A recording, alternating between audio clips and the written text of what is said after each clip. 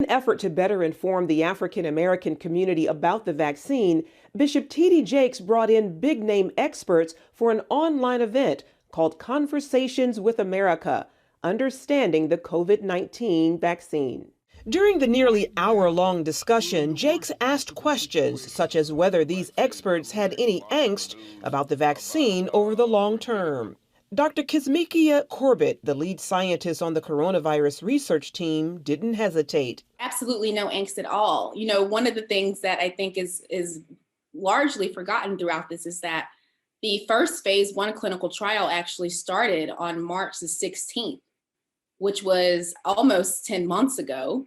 And so from those people, they've been followed since then, and there are no outcomes for long-term adverse outcomes. Long-term side effects are not something to be worried about.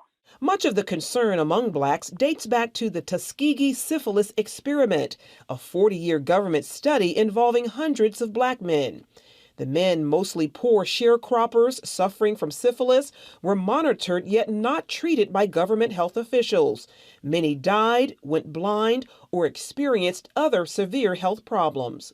Dr. Anthony Fauci admitted the skepticism is understandable. It's a shameful history that we have to just deal with. So whenever I talk to my African American friends and colleagues about getting vaccinated, you always have to show respect for their skepticism and then try to get them to understand why it is safe, it is effective, and it is good not only for your own health, but for your families and your community. Jakes explained while hard-hit communities of color desperately need the vaccine, access and distribution may be a problem.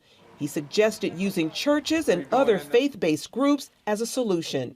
Is there any thought about getting medical professionals to work through faith-based entities within those local communities where they could go to churches, for instance, and have medical physicians there that could administer the vaccine? Because many of our communities are in food deserts and places like that where they can't get the vaccine. You could do it by community centers, churches. You mentioned, Bishop, is very important. Faith-based organizations getting involved, but also mobile units to go out into those communities which are not readily accessible.